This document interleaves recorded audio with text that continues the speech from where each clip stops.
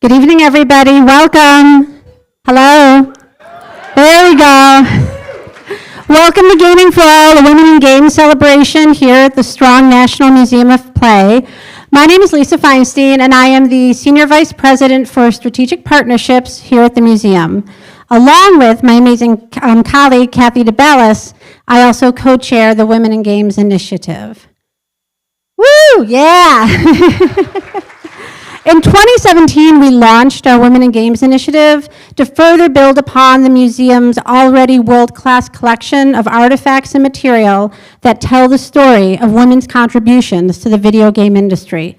Today, our Women in Games initiative has 4 primary goals. 1, to collect, preserve, and interpret the often untold story of women in games.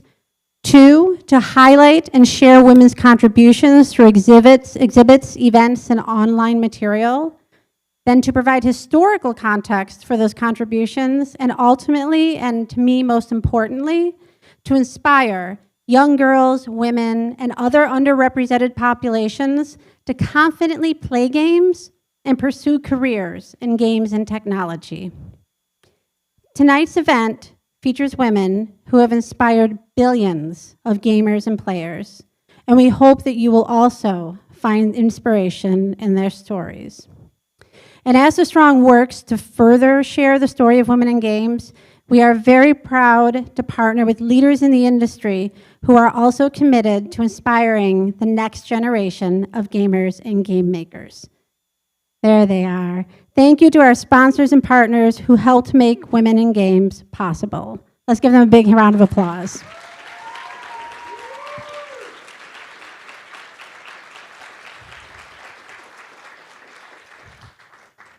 Over the past 7 years, The Strong has seen tremendous growth, and that growth has been spearheaded by our president and CEO. Tonight, I am very proud to introduce Steve Dubnyk.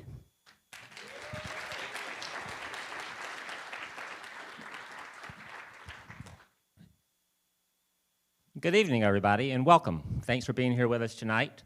So, just a little background about The Strong. We are the only history museum in the world that is dedicated to the study of play and its impact on human culture. And video games, as we all know, are a very important element of play. Back in 2009, The Strong established ICHEG, the International Center for the History of Electronic Games, with the goal of exploring and archiving the tremendous cultural impact of video games. Today, under the leadership of Dr. John Paul Dyson, JP, ICHEG has become the global leader in preserving and sharing the history of electronic games, and our Women in Games initiative is just one of ICHEG's key components. Through ICHEG, The Strong is home to the world's largest, most comprehensive collection of video games and video game-related artifacts. We are also the home of the World Video Game Hall of Fame, which recognizes and honors iconic games, and is located in our ESL Digital World High Score exhibit, which you can explore later this evening, along with exploring Level Up and our newly opened Infinity Arcade, all exhibits dedicated to electronic games and the people who make them. These video game exhibits and the many other exhibits and programs here at The Strong will attract more than 700,000 visitors this year. And within a few years, we look to grow that number to nearly 1 million a year from across the country and around the globe. So there's a lot happening here, and we are grateful for guests like you and for industry leaders like you who support The Strong and all that we do. So thank you all for being here tonight, and let's get started.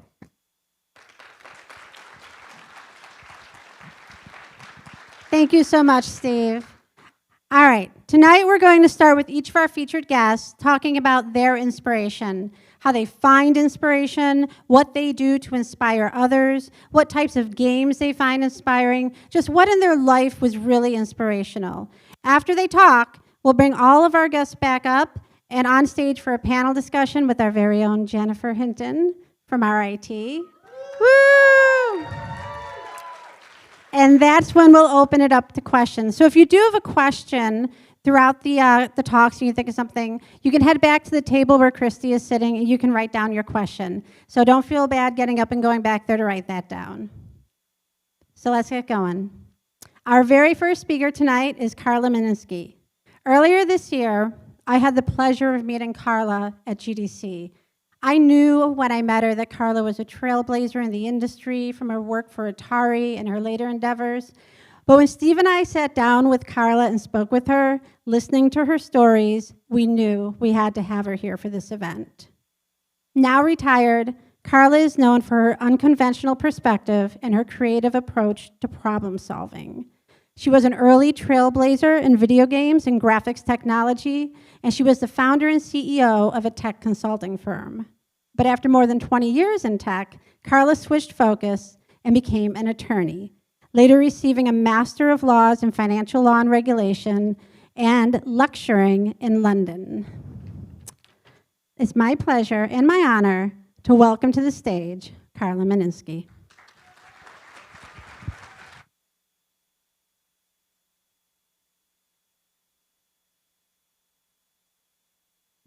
Thank you, Lisa, and welcome everyone.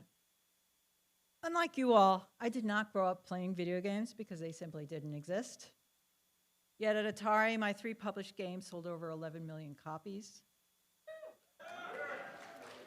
While I'll be talking about what inspired me, I'm going to tell you how I became the second female to ever design and program video games. But first, where's the thing? Okay. First, I have to explain about the BHAG, my big, hairy, aggressive, or possibly audacious goal. Okay. A BHAG refers to technology that just doesn't exist, where there may not be any solution, but if it did exist, could change the world. And companies have taken on huge risk to look for a successful, if successful, a huge reward. But BHAGs have caused the demise of many companies. So, I was a total math geek, I admit it. I loved everything that required analytic reasoning, but the math path was fraught with all kinds of roadblocks. I was often the only girl in a classroom. My fellow male students often challenged my right to be in advanced math and science classes. I found myself constantly battling the belief that women should be homemakers. You know, if they had to work, they could maybe be secretaries, nurses, or teachers, which, is fine, but that wasn't me. So I took advantage of every special STEM opportunity I could, like a summer internship in doing technical work at an insurance company. And I was taking graduate level classes in college.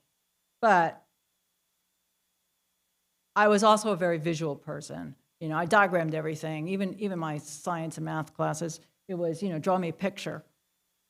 And I also painted and drew cartoons. And so these are my cats. And then at some point, I signed up for a classical animation class, and we stepped frame by frame through the Disney classics, where I learned the 12 principles of animation, which the animators had come up with in 1930s based on their observation of physical forces on objects.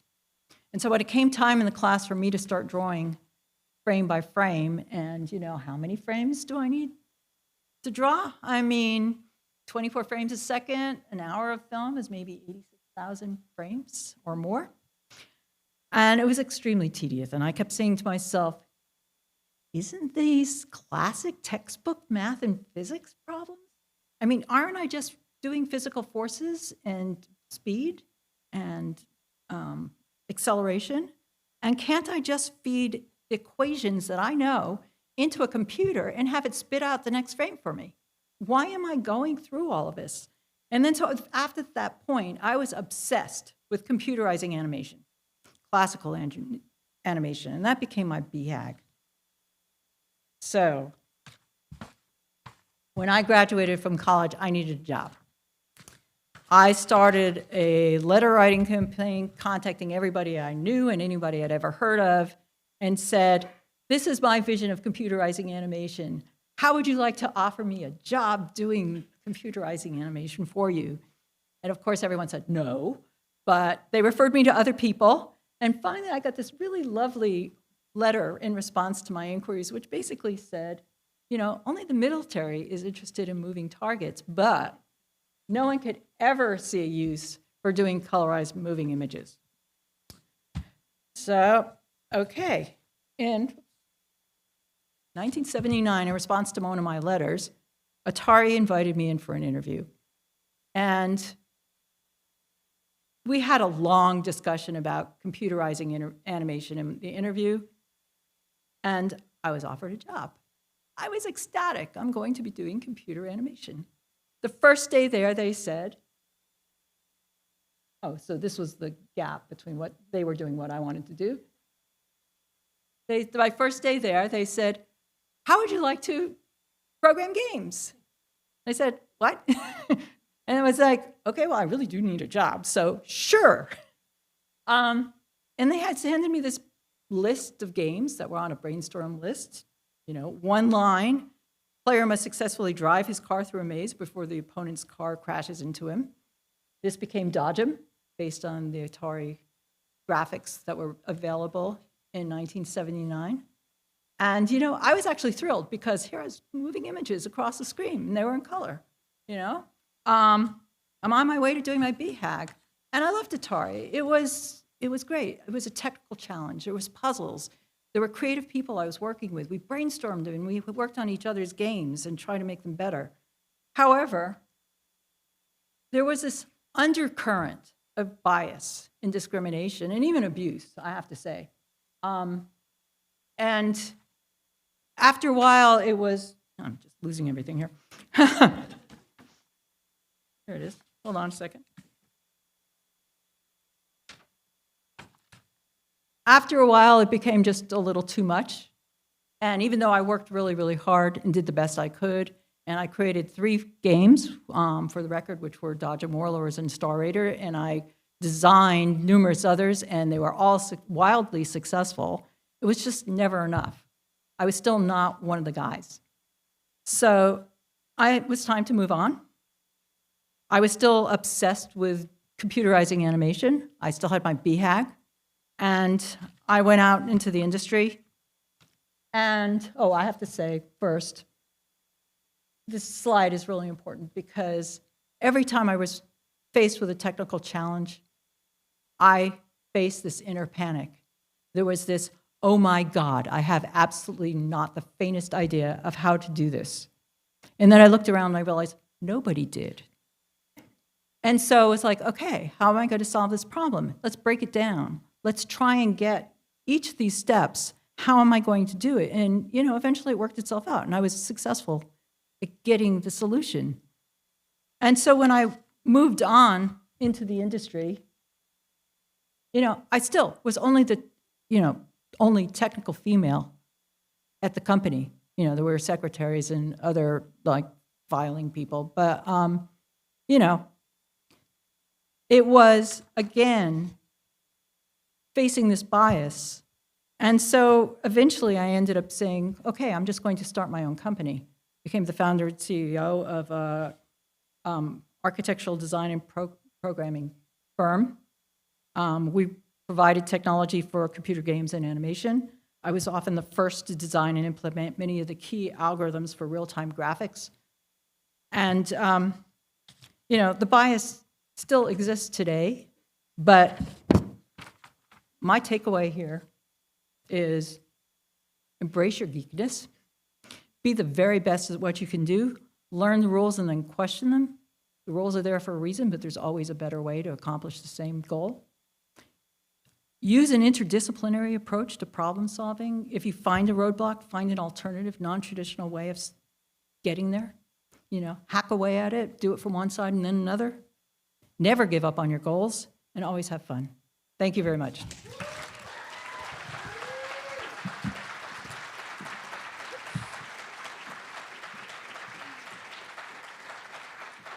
should have taken that down. Thank you so much, Carla. Our next speaker this evening is Penny Zato.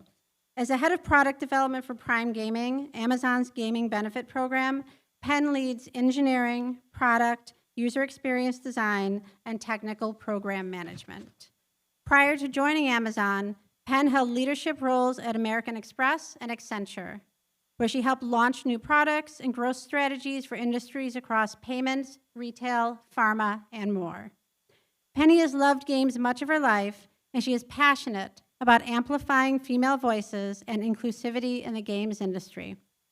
Penny, we're very excited to have you here. Please come on up.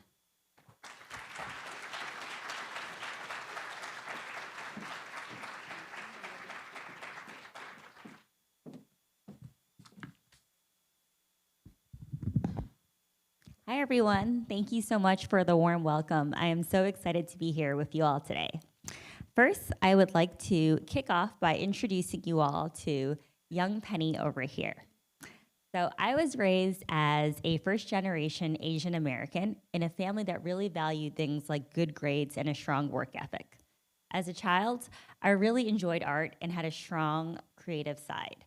I would do things like spend hours making my own board games, and I would doodle these anatomically incorrect monsters/animals on the back of my spelling tests all the time. However, a lot of this was discouraged, partially because, unlike Carla, a lot of my artwork was a little bit weird and maybe borderline creepy and kind of looked like this. But the other part of it was because my family, they were immigrants. My parents were immigrants, and they really believed in things that were more serious and pursuing things like stability. So a lot of my career was largely serious.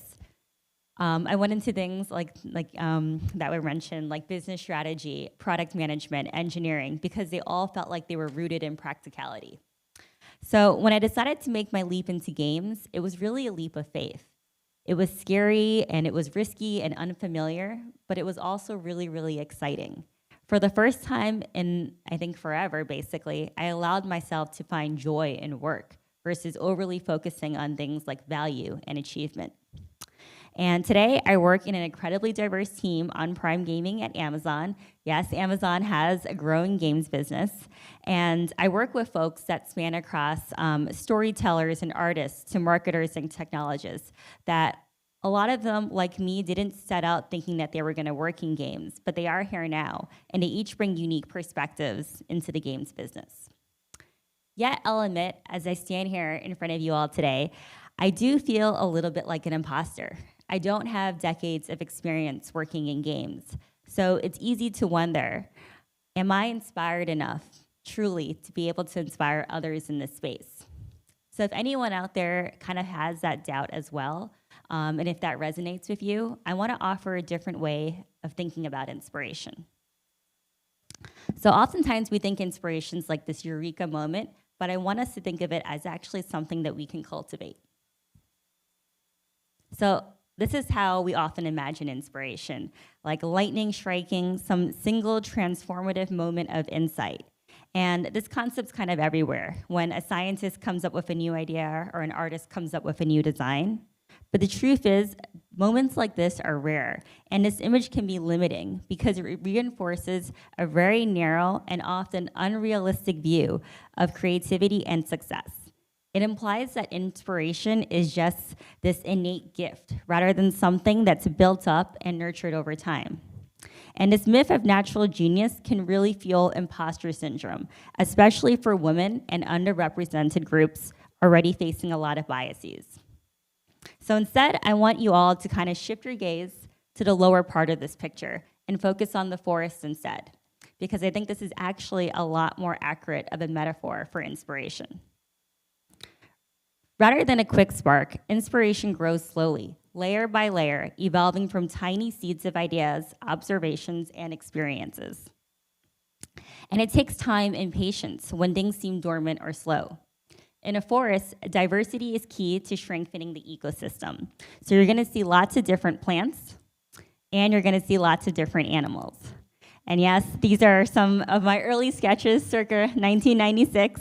And all these different pieces, they really work in harmony and build resilience. And similarly, our inspiration is fueled by learning from different fields and exposure and contributions from people from different backgrounds. This allows for cross-pollination, making your inspiration stronger and more adaptable. And when we think about inspiration this way, it becomes clear that anybody, regardless of background, can cultivate it.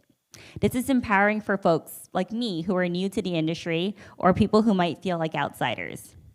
And when I think about it though, so many elements of my quote unquote serious background, like my experience building scalable architecture, gamification, and user-centric design, has helped inspire new features and gameplay ideas, which were further amplified by the contributions of my diverse team. And if we embrace this together, the industry will continue to improve. At first, we realized that games become better. Games become better when they were created with more diverse players in mind. So we went from this to this. And now, finally, the industry is recognizing that games also become a lot better when we have more diverse people helping to create them. So we go from this to this. So folks who are Mythic Quest fans out there, get it? And if you take one thing from my talk today, I want it to be this. You don't need a traditional background to belong in games. And you don't need a lightning moment to be inspired. Think of your own journey as a forest, growing, cross-pollinating, expanding. Cultivate your curiosity and embrace the diversity of this community. You absolutely belong here, and we are better and more inspired for having you. Thank you.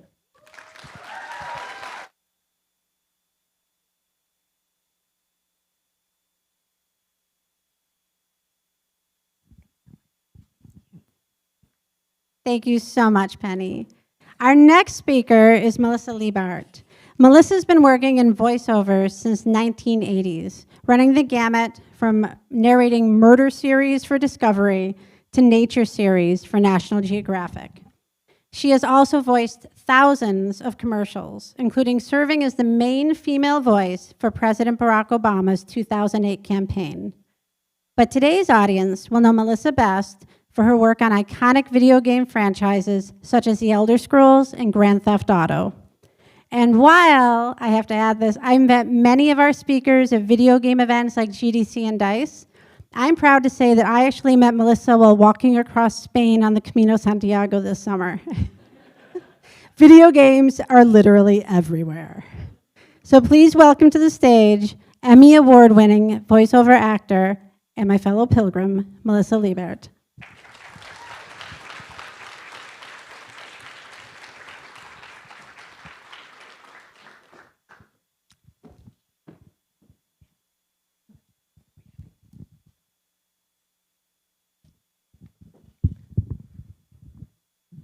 This goes back some.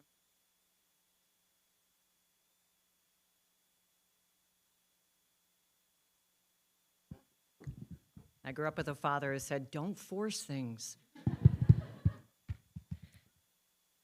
I have a magnet on my refrigerator that I look at each morning, and it says, do one thing every day that scares you. So just think about that for a minute. Because I bet all of you do things that scare you.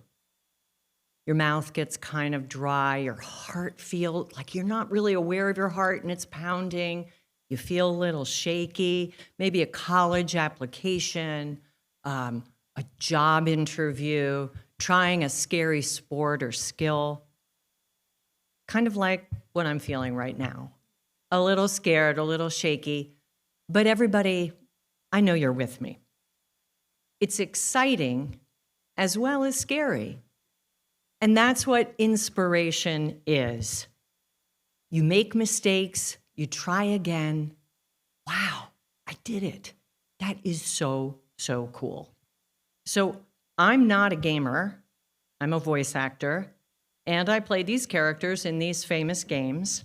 So let me take you back just a little bit.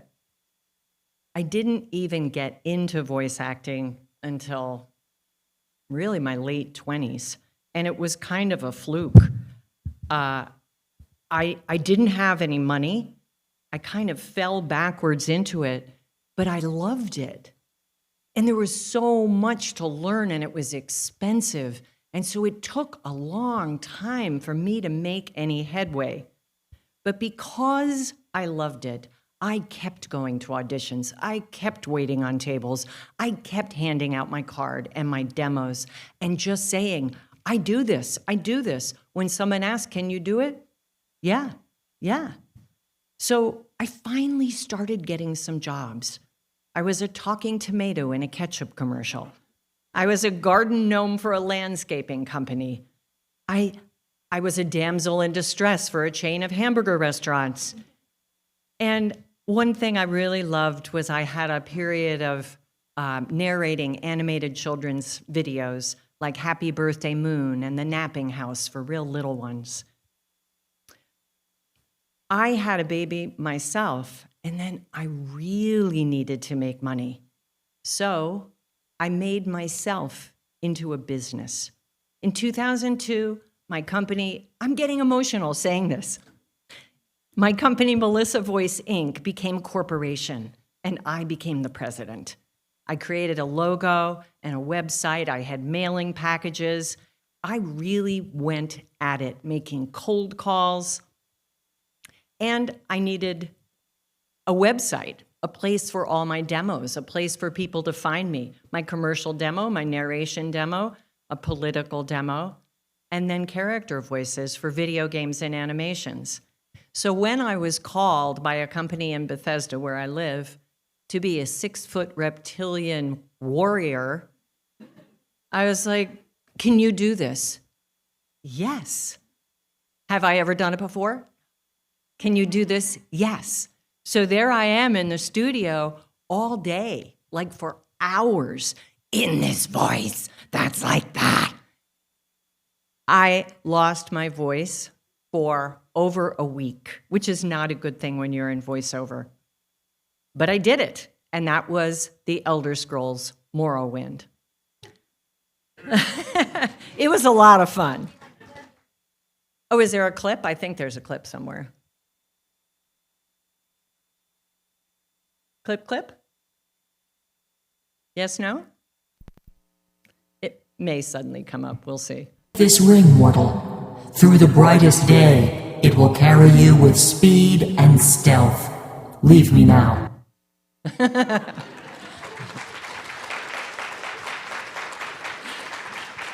Imagine doing that for 4-hour sections in a studio. It was. And then I got called by Rockstar Games in New York to come up and work on Grand Theft Auto. This was a game that my son was not allowed to play. So it was so top secret that I never saw a script, and when I got there, I couldn't handle the script. Somebody carried it, put it into the booth for me, and I had to kind of read it and get, like, as we're going. And it was a lot of fun. The game was so top secret that I had to sign an NDA. I couldn't tell anybody, including my 12-year-old who wanted to know everything about it. But one of the reasons that they trusted me was because I have top secret clearance for the US government, which is wild. But I live in Washington, D.C., and the Pentagon needs secret things recorded, and CIA needs secret things recorded, and I can never, ever tell anybody about what I'm doing. So that baby that I mentioned a while back grew into a boy who loved games. He loved to play them. He loved the stories. He loved world building. Mario and Luigi were part of our home. Our cat was named Yoshi. I saw his creative and artistic side really come out. And at a time when parents were being told to say no to our kids playing video games, I saw something going on, and I said yes. I said yes. He started to create his own games. And then he applied to and got into the Savannah College of Art and Design and is an animator, the lead animator for cinematic trailers at EA in Vancouver. So it's sort of a family business. And I'm very proud of that. So starting with something that scared me and saying yes led me into a career I didn't even know existed. I raised a boy who became a professional in the gaming industry using his artistic talents because he loved it. This morning we talked to high schoolers, and I'm sure some of you remember the Magic School Bus. Do you know who voiced Miss Frizzle? Lily Tomlin. Lily Tomlin, rock out. And she said, get messy, make mistakes. Making mistakes helps us grow and discover. We're scared, we say yes, and do it anyway. I think that's a great way to go. Thank you. Oh, and here's the clip from Grand Theft Audio. The British invasion has many people crying foul. Waiters, doormen, and other service workers have petitioned the Liberty City Tourist Board, who has now announced that all British people should stay at home until they learn how to tip. The Tourist Board said they still welcome visitors from the UK. However, residents from Australia have been told to stay home. Lori D'Angelo Stockton, Weasel News. This is Weasel News. Thank you.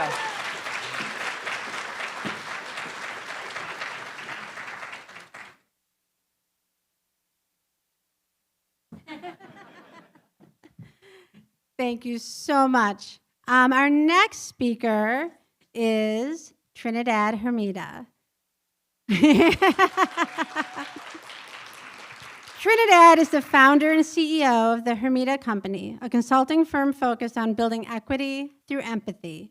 She's passionate about expanding technology across underserved groups and believes that by incorporating everyone's genius, we can change the game, and we love that. Last year, Trinidad brought that energy and positive force to her new role as the executive director of the Black in Gaming Foundation. Trinidad has also served as the head of diversity and inclusion at Niantic, and she continues to engage in coaching and mentoring and empowering others. We are honored this evening to have Trinidad with us.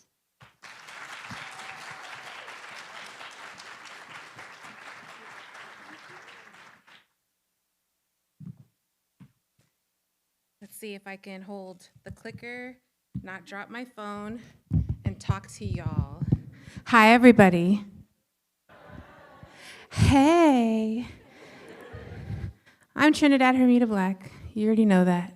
Boom. I'm talking to y'all. So I sat back and I asked myself a question when I knew I was going to be talking to a bunch of women.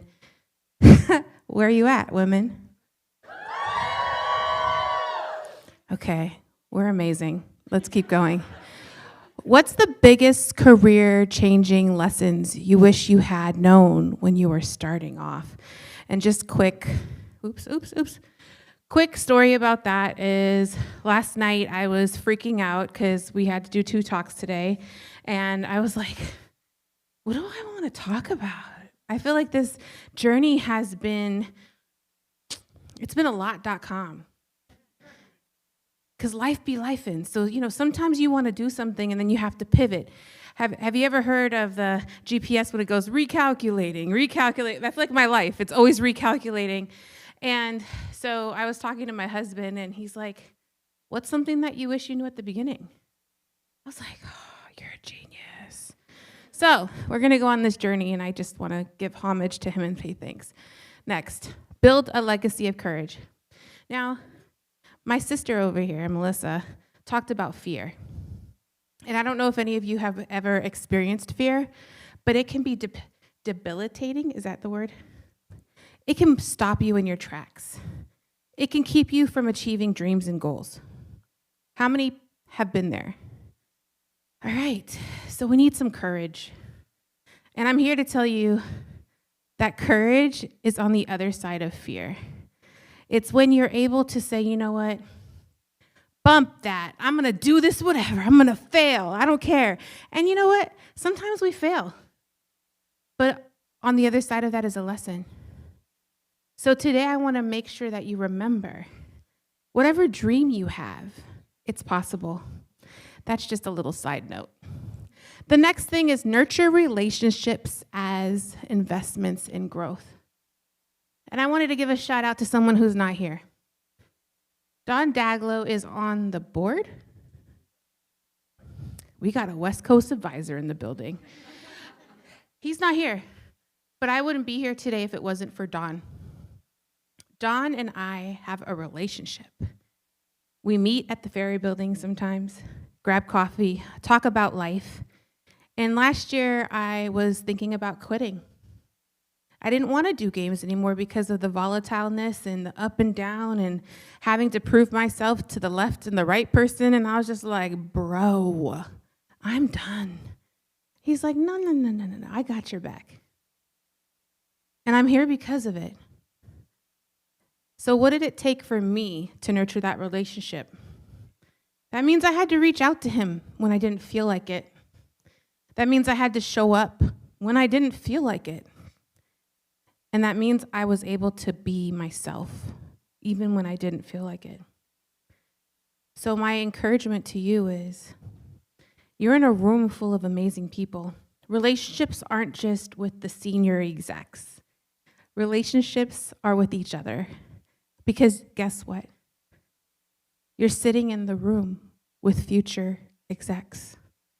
And the folks that are your besties in college, the folks that are your friends at the gym, you never know when you're going to run back into them in the future. So please remember that.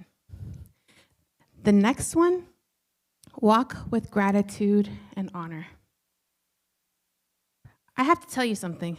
When I was younger, I was a little hothead. And I said things that weren't really nice to the people who were my bosses. And, it came back to bite me in my adulthood. But as I grew and I learned the lessons, I realized that I wouldn't be where I am today if it wasn't for someone who paved the way before me. Listen, if honor will open a door that, what's the word of lack of honor? I'll just say it like this. I've showed my thanks and gratitude to folks, and they've called me back. They said, Trin, when you worked for us, I learned this, and this. And I even had an ex-boss say, we should do a podcast. And I was and this is a white man. And I was like, you want a podcast with me? He's like, I've learned so much from you. And I was like, and I've learned so much from you. Some of my biggest advocates have been people who don't look like me. And although we may have different challenges, I've learned how to honor them, and they've learned how to honor me. And that gratitude goes a long way. And I'm not talking about like you need to send them flowers or give them a gift card. I'm talking about a simple email. I'm talking about writing a note. And this is something that this generation needs to remember. Because when we get to places, we have to remember how we got there and who opened the door for us to get there. So I'm here to tell you, walk with gratitude and honor. In the end, our careers are defined not just by the skills we build, but by the courage we show, the connections we nurture, and the gratitude we carry. By embracing risk, that's that scary thing, investing in relationships, and honoring those who paved the way.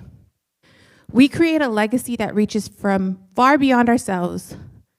Make each step forward a testament to your growth and a tribute to those who walk with you. My name is Trinidad Hermida Black, and I'm honored to be here with each and every one of you.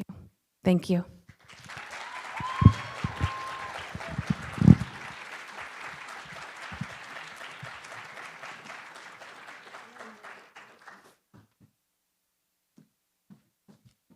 Thank you so much. Thank you. Our final speaker this evening is Maya Rogers. Maya is the CEO of Tetris, one of the world's most iconic video game franchises, which is celebrating their 40th year legacy in 2024. Woo! Yes. Under Maya's leadership, Tetris has evolved into a multifaceted brand with titles like Tetris 99, Tetris Effect Connected, and Tetris apps on mobile phones. Under her leadership, Tetris has also expanded into a lifestyle brand, globally offering Tetris-branded products in apparel, toys, home decor, and more. Maya is also deeply committed to community service, serving on several boards, including the American Red Cross Hawaii chapter. Maya currently resides in Honolulu with her husband and her 2 children, earning her this year's award for the longest distance traveled to join us. Please welcome, all the way from Hawaii, Maya Rogers.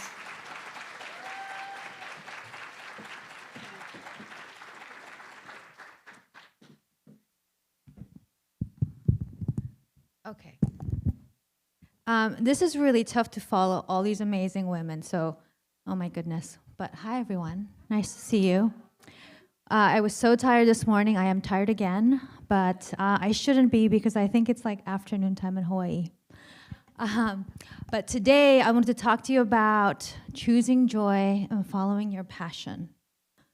So I'm going to ask, how many of you are college students right now studying video games? And how many of you are out of college? Well, silly question. How many of you are in the video games industry? Okay.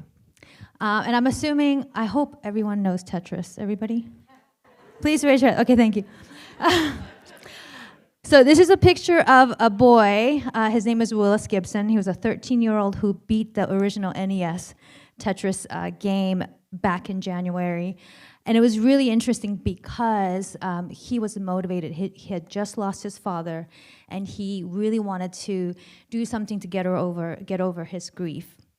And so he was able to beat the unbeatable game. And soon after that, I think it was 4 other teenager boys also beat the game because now they had some competition. So what most of you may not know is that Tetris still remains to be the most sold game in the world, physical units. Just 2 days ago, we launched a game called Tetris Forever, which is available, I think, on all the consoles. And that one is very interesting. It was with Digital Eclipse, who was acquired by Atari last year. And they kind of married a documentary-style video with Tetris gameplay. So you can kind of play like the history of different video games, and then also see background video of Alexei Pajitnov, the creator of Tetris, Hank Rogers, and myself. Some of the other games we've had recently, Tetris Effect Connected, which actually came out in 2018, but just this summer, actually, Eurogamer voted it #1 game to play right now, regardless of the history of like the impact of what the game has done, but just of the 100 titles that are amazing to play right now, and they voted Tetris Effect as #1. So I'm so proud that, we're still relevant today. And I think for the younger generation, we've done some collabs with like Minecraft and Fortnite. So yeah, as Lisa mentioned, this year we're celebrating 40th anniversary. The guy to your left, Alexei Pajitnov, is the creator of Tetris. Next to him is a man by the name of Hank Rogers. And next to Hank is me. Significance of that relationship is that this guy happens to be my crazy father. I think 12 years ago he retired, so I've been the CEO for 12 years. But Tetris would not be here without the two of these dudes. So today, right, we've kind of beyond games, we've expanded Tetris into fashion.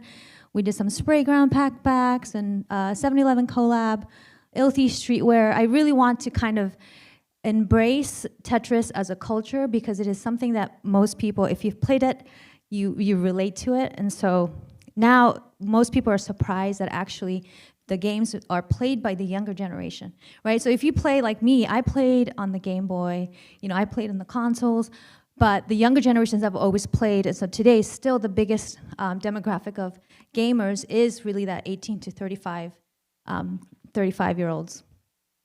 Tetris is community, right? So these people right here on the bottom, these are the teenagers that beat the game. There's 4 of them.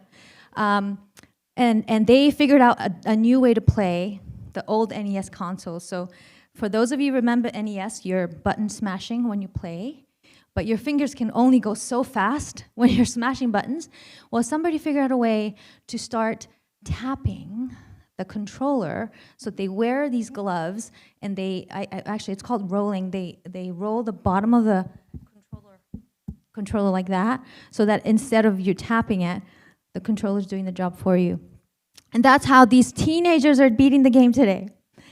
So it's just been so amazing to see the Tetris has extended into the community, and today it's in pop culture. We were featured on the Sphere during CES this year, and actually CES is significant because how many of you have seen the Tetris movie? Okay, some of you. It's on the next slide, I think. But Tetris was actually discovered by my father at CES in the 1980s. So, yep. Some of you have seen the movie. If you've seen the movie, I am the little girl Maya. I see some of you nodding. Yeah, that's me. So I am part of the movie. So if you cry, you can thank me. One of my biggest regrets, I think. Well, I shouldn't say that. It kind of balances that because I'm so proud that we were able to make this major motion picture starring Taron Egerton. But also my biggest regret is that Taron is my dad, right? So I've made, like, my dad's head was already this big. Now it's, we are recording this, right? No? Yes? I can say this though. Well, and I'm not gonna say it, because anyway, talk to me after and I can tell you the funny story. But this is significant because actually this was the first movie that came out about the people behind video games.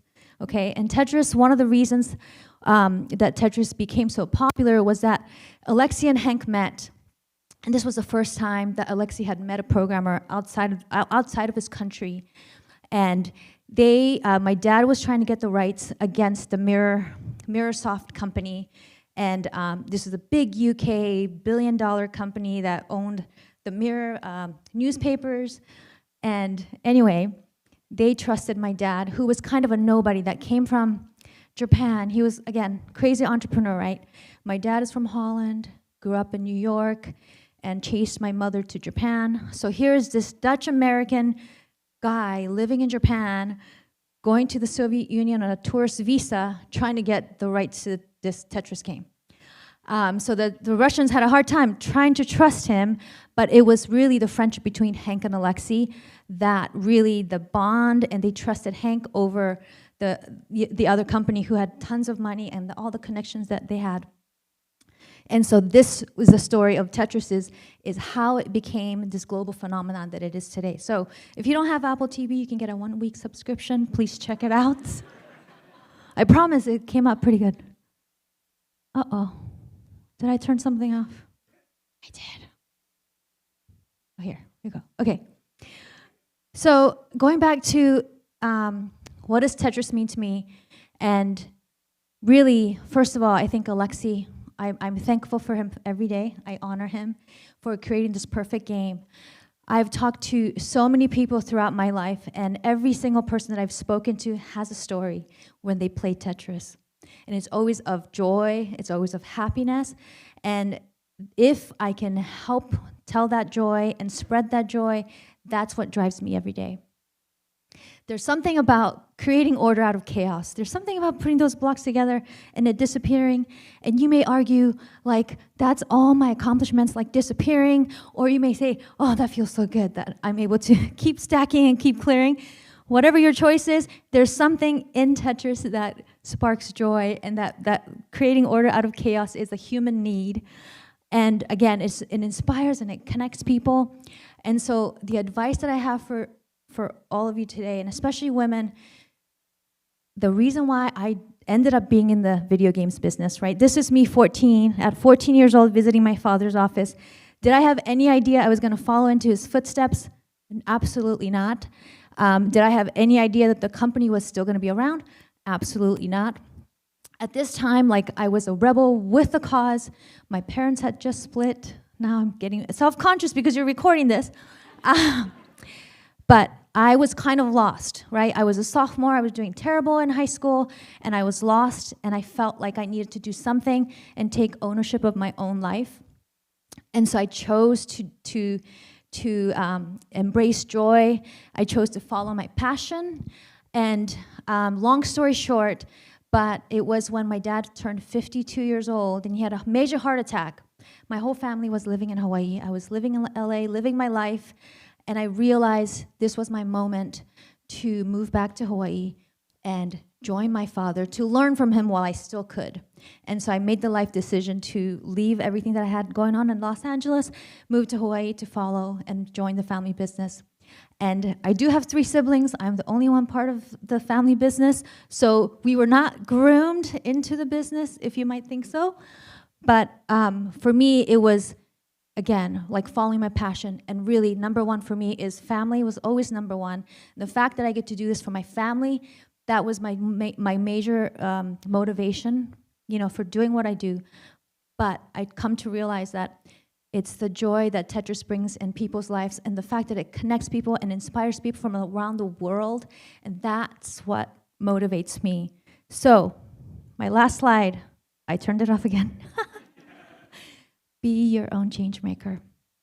Thank you.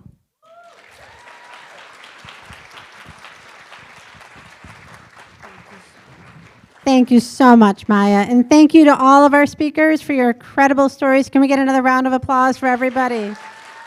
Thank you for coming all the way to be here and for coming to join us tonight. Are you guys ready to ask some questions and get to know these people better? Yeah? All right. Well, our moderator for tonight's panel is Jen Hinton. Jen is a passionate educator who serves as Chief of Staff and Director of Games Industry Relations at RIT's Magic Spell Studios. Jen is responsible for building and leading the university's relationships with the game industry, while also supporting and helping students who want to break into the industry. Her first credited game was the very civil Hack, Slash, and Backstab. Yeah, which was published in Xbox One, and she also worked on Magic's latest title, That Damn Goat. Jen is also an amazing partner to The Strong, a good friend, and a key advocate for women in games and other programs here. Let's hear a big round of applause for Jen and all of our speakers as we welcome everyone back to stage. Come on up.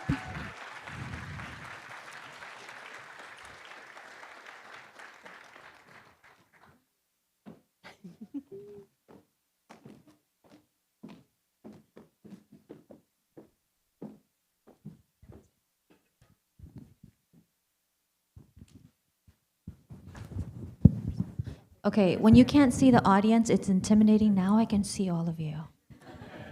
Yes.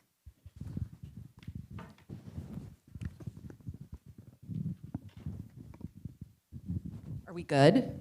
So good. Good. We're ready? Ready, Freddie? All right. Are you all ready?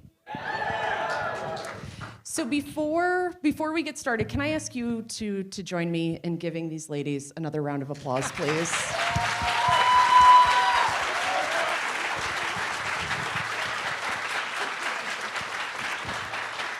So raise your hand if you found yourself sitting there going, wow, right?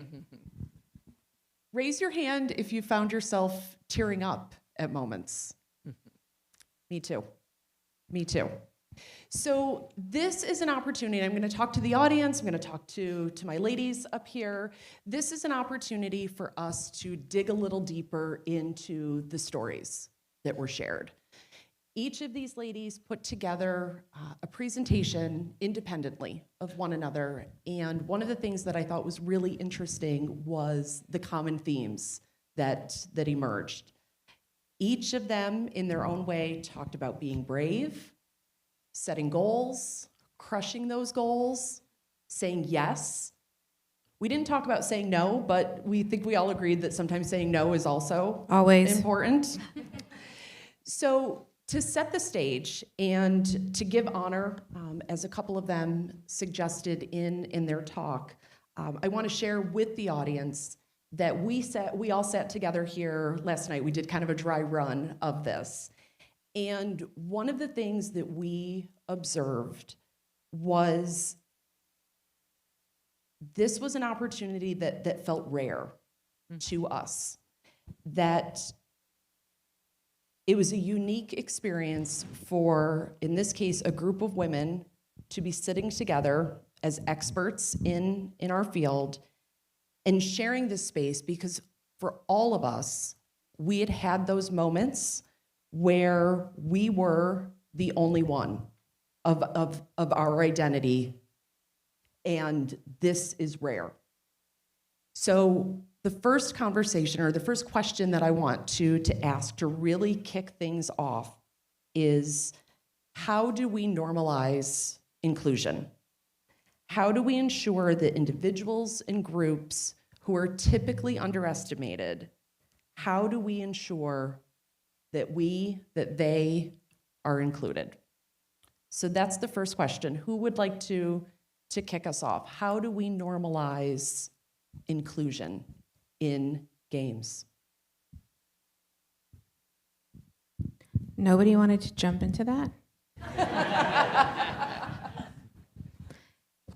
Personally, I think there ought to be internships. I think that game companies should open up their workforce to allow internships of people from all walks of life, all types of backgrounds, all cultural experiences, and allow women to be able to take part. When I was in Atari, there was a young guy who came, and he ended up starting a company that was worth millions of dollars, but based on that one Atari experience. And if that was sort of experience was opened up to you all out there, it would really make a difference. I'd like to say give the benefit of a doubt. Sounds very simple, right? But a lot of times when you go to interviews, when you talk to folks, are we giving people who don't look like us, who don't talk like us, who don't dress like us, the benefit of a doubt? I find that a lot of people of color, women, are overqualified for majority of the roles that we apply to. And when the person on the other side of the table is listening to us, may not know our college, may have never heard of the college that we went to, but they see that we have the skill set, they see that we have the knowledge, they see that we test well, but it's just giving that benefit of a doubt. Penny? Yeah, for me, I think it's two things. When you are one of the only women, you have to. It is a responsibility to make the time to mentor other women, to make the time to say, okay, how do I create space where I am so that you guys can join me as well? I think a second area is to call it out when someone's not being inclusive or when something doesn't meet your values. I will share a story. One of the teams that I worked on, I remember one of my teammates, they spoke to me in a way that was very aggressive, and I remember feeling uncomfortable about it. And when I talked to them about it, they said, well, everyone else here is okay with that. Before you came, this is how we talk to each other. This is just how we're comfortable talking. And it was funny because they were like, we all feel quote unquote psychologically safe with each other. And I said to them, I was like, when you're a homogeneous group of all white men and you're saying you're feeling psychologically safe, that's not actually being psychologically safe. Diversity is where you actually see it. And this individual did hear me out, and he listened to it, and he was like, okay, I got it. And so he was a lot more inclusive moving forward. And that's the happy path, but I think it's important to call it out. Yeah, I think representation is so important. And maybe for this group, right? I mean, you're part of the upcoming group of women that are showing that representation matters. And so the advice that I have for you is it's okay to be who you are. Like as women, we grow up thinking that we have to be tougher than we are, or we have to be this and that we're not good enough, but it's not true. And in fact, to your point, right? Like women are more confident. They come to the table more prepared, and guys kind of show up and they just kind of wing it, and they get all the respect or whatever.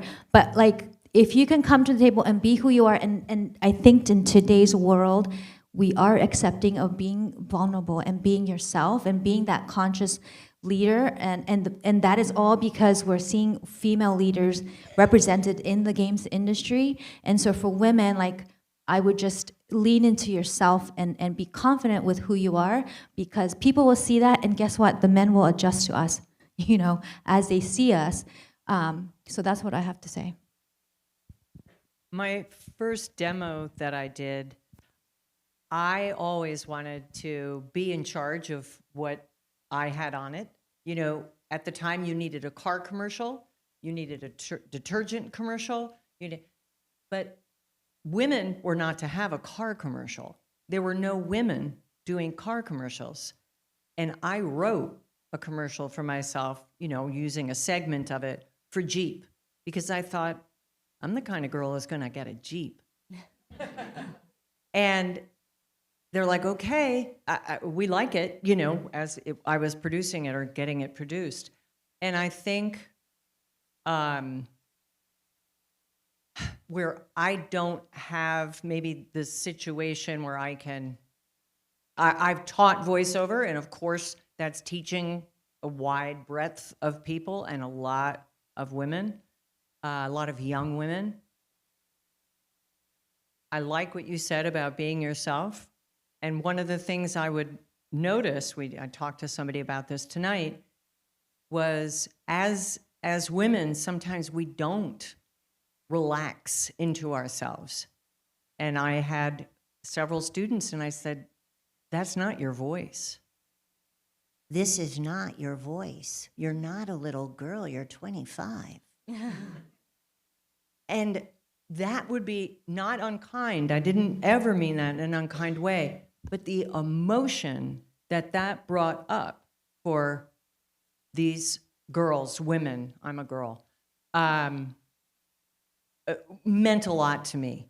And so I learned to be able to say that to somebody and to work with them on that, on literally finding your voice. Thank you, all of you.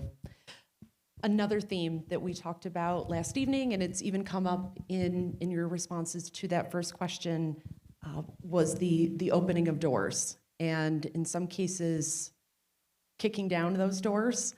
And I think each of you is a person who has done that in your own way. And we also talked about the importance then of holding those doors open for other folks. So can you talk, and again, when we consider who our audience is, many of whom are trying to break into the games industry, they're aspiring to be a part of this industry, what advice do you have for young people who maybe they're about to graduate from college, maybe they're early in their careers in the industry? What advice do you have for this group? My advice is to shoot your shot. Like, so many folks will DM me and after a talk or something like that, and I respond to all of them. And it's funny because I've done that, and I remember sitting on a panel and hearing that advice from someone to just go, like, if you think someone's amazing, LinkedIn stalk them, send them a message. But, you know, make sure you send the message, I would say, that kind of resonates. Like, make sure it's personalized and offer something to that person. So, you know, if they're going to be willing to give you your time, mention like something from their talk or something from their background that really resonates with you. But I would say, like, be brave and like literally shoot your shot. That's the way to go. I would say don't give up, because after shooting my shot hundreds of times, one of them actually landed, and it was at Niantic, and that's when I was the first global head of diversity and inclusion for Pokemon Go. And I made a choice. I said, I want to do this. I don't want to be a product manager anymore. I was at Dell. I was doing product. I was good at my job. Everybody loved me, but I wasn't happy. So I didn't quit my job and then start looking. I did my job very well, so the majority of my day was free. So I spent time on my lunches and my breaks applying to jobs. But I didn't apply to product manager jobs. Mind you, I was being poached by our competitors at all times because, like I said, I was good at my job, but I denied those. And I just only went to interviews for global head of D&I and culture and, you know, community organizing, different things of that nature. And I got some no's. So I shot my shot. But I got some no's, but I didn't give up. And boom, now I'm in the industry that I enjoy, that I actually play, that I have fun with. And that was a hard job. I was the first. So being the first, you have to I did the world tour. I was telling Ariel, I had to do a world tour with all the stakeholders and all the people in the company that had ideas. And I had to sit with them and get their ideas and build a program around it so that they would actually want to be involved in that. I had to make sure it was in line with the KPIs and the BHAG, all of that. But I didn't give up. And I knew that I wasn't happy where I was, so I fought so that I could be happy where I was going. Carla? Yeah, I would also say get every opportunity you have to build a portfolio, have examples, show what you can do, even if it's something small, a snippet. That really helped me, was to have an actual idea and to be able to show people things. And then once I got into the industry to continue to get jobs, it was, look, I accomplished this. And I'm going to say this, I got shit done, and that meant something, I think I'm going to tap on some things that we've said is perseverance is very important. Really knowing what it is that you want, but what are the other things you can do that are helping you build the things you want. So if you're, I would think in gaming, in all aspects of gaming, but if you're certainly interested in any kind of voice work, take some improv classes, join an improv troupe. You're gonna meet people. Think of the places you're gonna have fun and meet people. And when we used to all carry business cards, I would write what someone like, oh yeah, that was the wearing the really cool earrings. How am I gonna remember them tomorrow? And then send a message. I really enjoyed talking with you about your new whatever. I would love an opportunity to work with you. It used to be cold calling. And so there is a form of cold calling. It's not comfortable, but you get used to it. And that's gonna open some doors. I mean, I think that the fact that you guys are already involved in Women in Games, like you're already ahead of the game. But for me, I think it comes down to relationships. You said something in your talk, and my summary was like, don't be an a-hole, but you said something that was more eloquent, right? Like, cherish your relationships, right? Like the people that I grew up with in the industry now are running companies today. Like they're all gonna be somebody years later. And so like, don't be an a-hole, but like be authentic. Like every relationship is a two-way street, right? If you approach somebody and then they know that you're just trying to get them to get ahead, like they're gonna see right through that. Like you have to be authentic and have this give and take relationship. So like the people that like have great relationship with them because it will pay back. Like some of my biggest deals have come from random re-meetings with people that I've known years ago, and it led to something years and years later. And then, maybe if there are mentors, if there are people that in the community that you can talk to get advice, even if they're not in the gaming industry, like older people want to give back, especially when they're, more retired. They've got a lot of experience and a lot of knowledge, and so having those relationships are really going to be helpful. And again, like if you have some kind of a personal relationship, so like maybe you're attending Women in Games, you're attending some gaming conferences, like the industry is really not that big, like I don't think Gordon's here, but like him and I have been in the industry for like decades, and like we have 140 mutual friends. And he's like, okay, who's your favorite? Like, who's your favorite? Let's talk about them, And so, like, it's a small industry. So the more you get to know people, like, you're going to meet everyone. And, like, we just met this week, but we're going to be long life friends, I can already tell, And again, like, don't be an a-hole because I'm going to cherish each and every one of you. And it's a small, small place. You can make big impact. Can I say one more thing? I wanted to tap on what Maya said. You need a mentor. You need a mentor, a coach, someone who you can talk to and they can keep you accountable, they can push you, and they can help you to grow.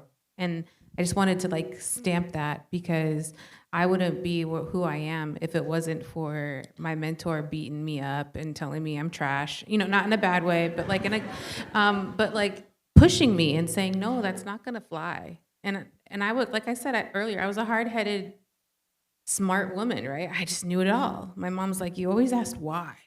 But asking why to a mentor, they can help you to understand what the lay of the land is. And they gave me the cheat codes. I wouldn't have survived the industry without the cheat codes. And we gave you a lot of them today. I'm glad that you asked to tack on one more point because my next question was about mentoring. It's like you knew. See, we're vibing. So can you speak, I'd love to hear from you to talk about the importance of mentoring. And for those that think they need one, which I think the answer to that is everyone needs one, but maybe you don't know how to find one. So if you could speak on the importance of mentoring, and for those that are seeking mentors, maybe those cheat codes to find a good mentor. I was never looking for a mentor because I didn't really know what I was doing. I fell into something and then went forward. So when somebody offered that to me, it was like, wow. It was a man who was older, who was not doing that man older thing at all.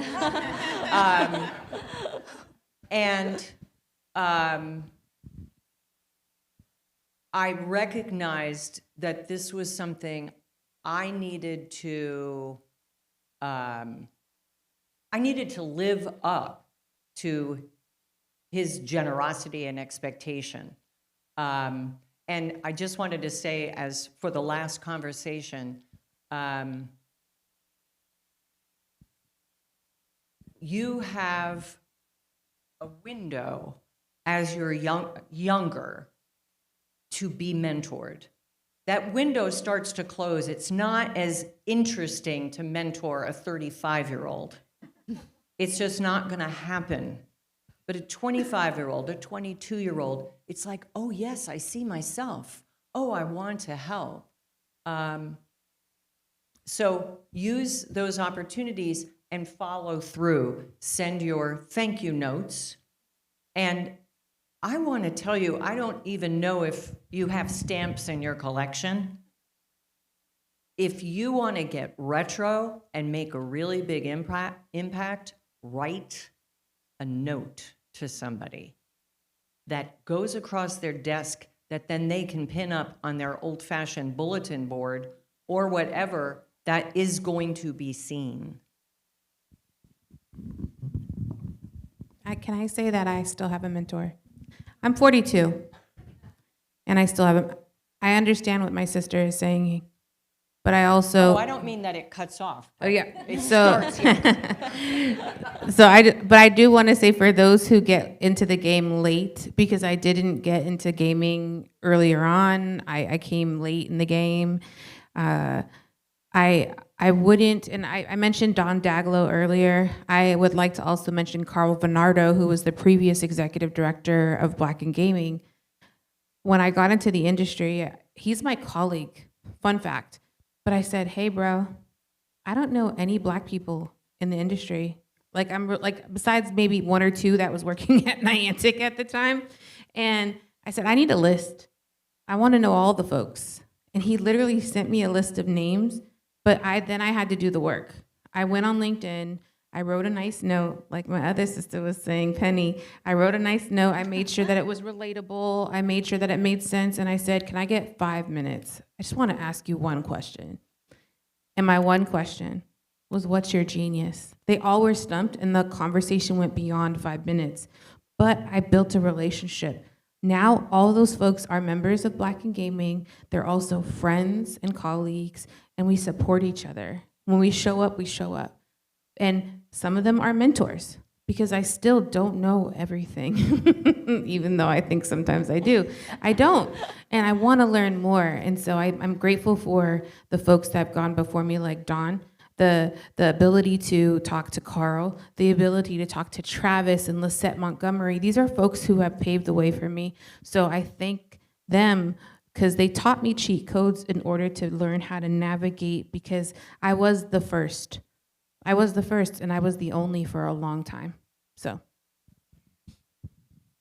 One door is going to open another door, and it's going to open another door, right? And again, when you ask, let's say you find somebody to ask them for lunch, and then you have a great relationship, great conversation. Well, your ask is, hey, I'm looking to meet somebody else in the industry. Will you be willing to make an intro? Like that door is going to open, and then it's going to keep opening. So I think those types of relationships is so important. Like I sometimes get letters, but like I prefer to get a message that I can respond to right away. But then my advice to you on the messaging is that sometimes you're not going to hear back. Like you might get my email and I will not respond because I'm not looking at email all day, but you have to follow up. Like don't think that just because you sent a message that they're going to message you back, and it's not that they're ignoring you, it's just that it wasn't part of the priority, so they just didn't get to it. But if you follow through and follow up, they're gonna be like, oh my gosh, I forgot to message back this person, and then they will respond, you know? And so always follow up, because we get so many emails, I'm sure, all the time. And if it's not setting out fires, then it's just not gonna it's not gonna be the first thing I do, you know, in the morning. And so always follow up, and every door is gonna lead to another door. Penny and then Carla? Yeah, I think another thing I would say is diversify your mentors. I really believe in the concept of having like a personal board of advisors where, So, because I unlike Trinidad, there's so much that I don't know, and I know there's so many different areas that I need to learn more in, and so I know like, hey, I need a mentor when it comes to like I'm a bit newer to the games industry. So one of my mentors is someone from work named Laura Sturr, who's awesome. And I have other mentors for other areas of my life, like when I talk about product people or engineering. And it's nice to do that because it's hard. Honestly, it's a lot of pressure to ask for everything from one mentor. And this way you can diversify, you can ask people different things, you can compare opinions, and it's just a much more efficient way of doing things. Carla? Okay, so I was such a fish out of water where I was. I never actually had a mentor. Instead, I had my board of directors. I had several close friends in the tech industry that I worked with, and we found ourselves working together at company after company after company, and we built each other up. And this close network of friends and compatriots, sort of, it took the place of a mentor. So the idea of a mentor, if you don't have one, look for other ways of going about and getting that same support. So, Advice. Thank you, everyone. I think my friend Christy in the back has some questions from the audience. Christy. Can you hear me? Yes, awesome. So this question, I think, ties with a lot of what we've been talking about. So the first part is, have you ever challenged inequity? Which I think the answer is yes. The second part. What is happening?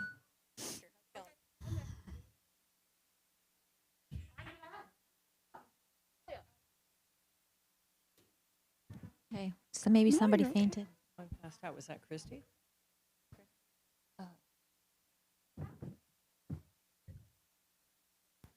Staring at the nice person. Carry on. We're all okay back here. Okay. Thank you. I live in Hawaii and we have cockroaches, and I'm deathly afraid. I was like, oh dear Lord. Okay. Yep. So, Christy, do you have your Yes. question, or do you want us to keep going? Nope, I've got a question and everything's okay back here. So the second part of that question, and I know we've been talking about fear and risk. So in cases where you've had to challenge inequity, how do you overcome the fear of burning bridges and losing your job? I've actually been told you'll never work in this town again. I actually was told that line. And it was because I wanted to create something in my way. And this person who had a powerful position said, you can't do this. And I continued to do what I was doing, but I don't work for like one person. I work for many different people freelancing around. But I think you do what you do, and finding that place inside you that says, I actually think I'm right. And if it's egregious, then I don't want to be here. But I loved what you said before about saying, I'm not comfortable with this. I'm simply not comfortable with this. And I think you can get a lot of respect for that. Dan, you were going to offer something? So I think it's a privilege to not be afraid to lose your job. Mm-hmm. Oh, yeah. And my parents worked in tech. My father worked for IBM. My mother worked for Texas Instruments. And I was talking to someone earlier, and if you lived in Silicon Valley, you kind of saw it grow right before your eyes. And I wanted to ask my dad, why didn't he go across the street to Google? Why didn't he apply for a job at Uber? Why didn't he try to work for, name that new thing, right? It was because of fear. It was because of security. It was because he didn't want to mess up the security that he had to take care of his family. And I think it's a privilege to be able to risk. And so a lot of times my advice to students who are the age that you are, risk now. And I'm not saying you can't risk later, but do it while you have, your college education. You can build stuff, you can try stuff, you can fail fast. But one thing that I did in my career was I risked my job when the murder of George Floyd happened. I was the global head of diversity and inclusion. And that whole week, the company is talking about COVID. And I'm literally scared to go outside and walk the neighborhood because I lived in downtown Oakland and there were riots. On that Friday, I cried at an ERG meeting. I'm supposed to be the strong one. So that afternoon, I wrote a Slack message to the CEO and the COO. And I told them, I just want you to know how my week was. I want you to know how the people of color are feeling. And I think we need to do something about this. I could have lost my job. Fun fact, it's not fun. My nephew worked for Coinbase, and he lost his job, and he did the same thing that I did. Obviously, he left with lots of money. But, because I coached him, I was like, you better get that money, honey. But at the same time, it sucks, right? Because he was doing what was right. And I'm just telling you, there is a risk, and it may go one of each way.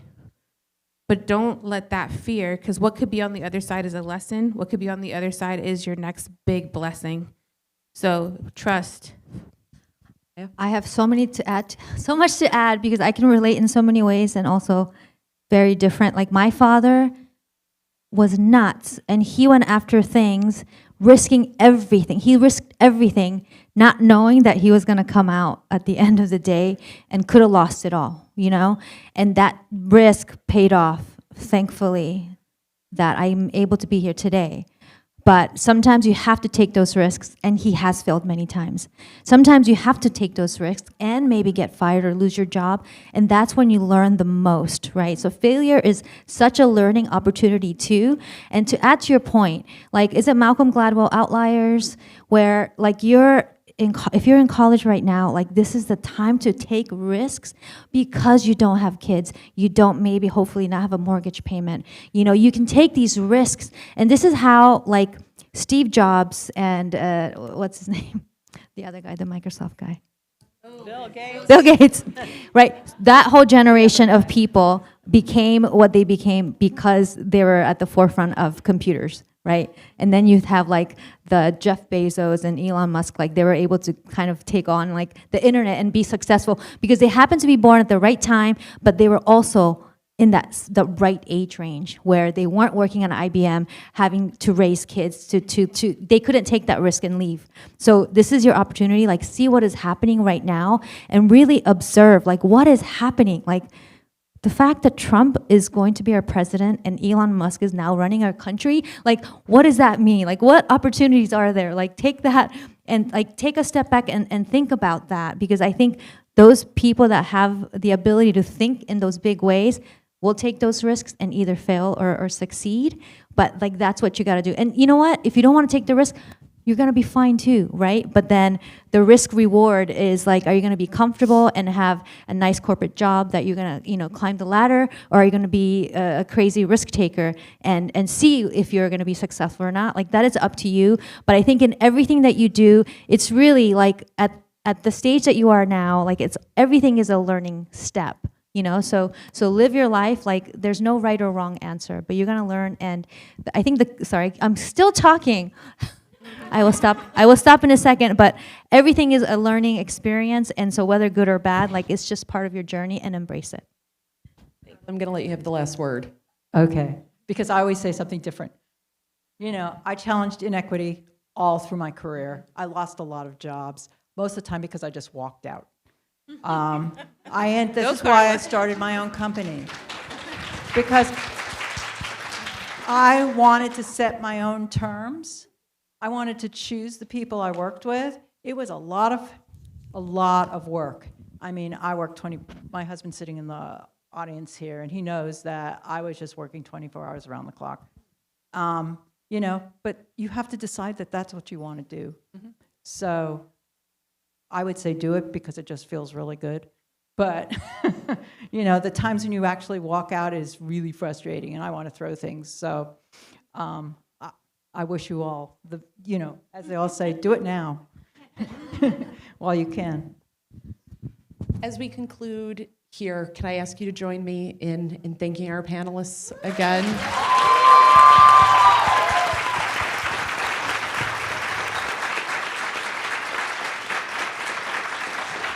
I would also like to take a minute to give thanks to the audience. Thank you all for being here.